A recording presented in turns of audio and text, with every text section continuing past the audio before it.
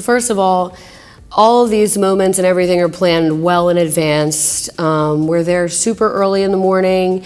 We've already had conversations with vendors as to load in and space and what's going to look great on camera and in video and the acoustics in the room and all that. So first part is, obviously planning the setups in each space, what's going to tailor to your event perfectly. Then we have, the cocktail hour after your ceremony.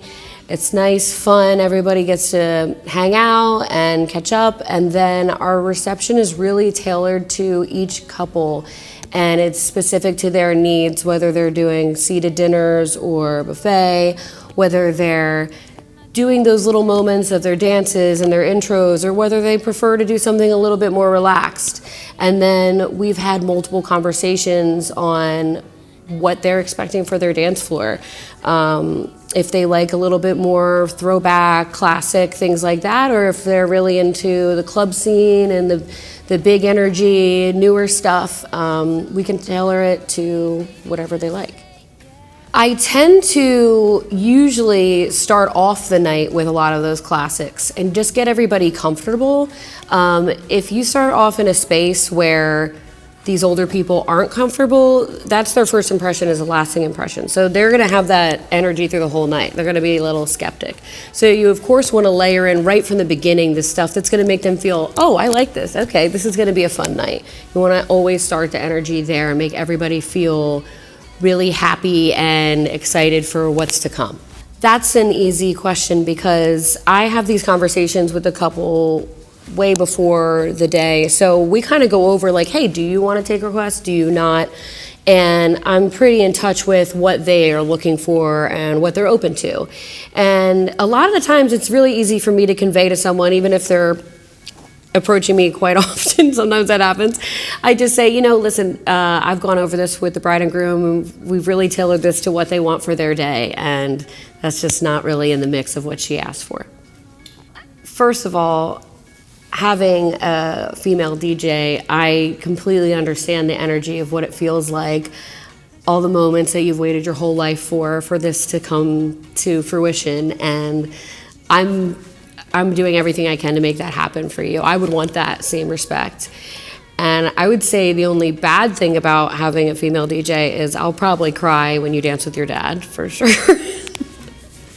Yes, I started as a club DJ when I was 19 years old, and I've been in that industry for a very long time, whether that's playing with bands or playing specific rooms, like all over actually, traveling too. So I've really gotten a good sense of reading people's energies, and I also am still currently playing in these venues, so I have a good thumb on the pulse of what's being played out and what works and what's fun.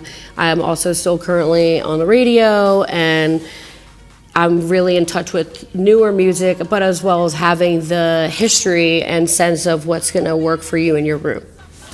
My most asked question actually I feel like comes from a lot of trauma that people have had when they were guests at other weddings, but really, a lot of the time it's timing, right? Because some people enjoy that quick mixing, fun energy, keep it building, especially, if they're people who enjoy going out and things like that. But some people, they're hesitant on that. Having a club DJ, they're a little wary of, are they going to chop it up too much? Are we not going to be able to enjoy our favorite sing-along song? And I really make sure to go over that with the couple. I say, I'm capable of doing both, but what do you like? And then sometimes at weddings, I do like to let it marinate a little bit on the floor, because sometimes you're at the bar and you hear, your favorite song, and you have to tell your Aunt Kathy, I'll see you later. So you need a minute to be able to get out there. So I do like to play. It really depends on the couple and the energy in the room. If I see a song that's not everybody's favorite, then I get out of it quicker. If I see that everybody's together on the floor, jumping up and down, then I make sure to play the entirety of that song. So it can really be malleable to whatever you want for your event and your friends and family and energy that they bring. I feel like I really care. I pay so much attention to detail, and I'm a huge empath, so I can just feel the energy, and I know how important all of these moments are, and I want to make them all come true for each couple. The best advice I like to give the couples is to make sure that you're still highlighting you guys as a couple on this day.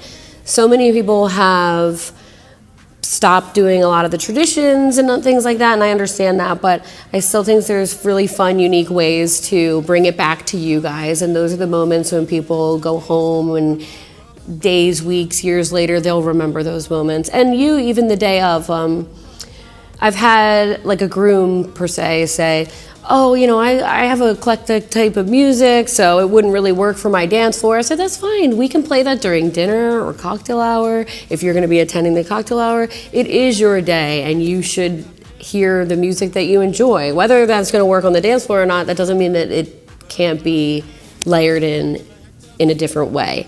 And I always make sure to have my couples pick their favorite song or a song that means a lot to them as their last song of the night, so I can kind of bring everybody to the floor and say, you know, our bride and groom especially picked this song to end the night with you, and then you finish your evening on such a high note rather than like, oh, it's over, we're bummed, you know. I love the fusions. It's so much fun, and some people, you know, they really want a band, but they also really want a DJ, and this is a way to really do both at the same time. Or if you're like, my mom wanted us to have this band, or my dad really loves the drums and that live aspect, this is that live aspect brought to you, but you're still getting what you want with you're hearing the fresh and current music or things that's more mixed up and fun. So you get all the genres, but you're also getting that live element, and it really brings the party to life, and it's so much fun.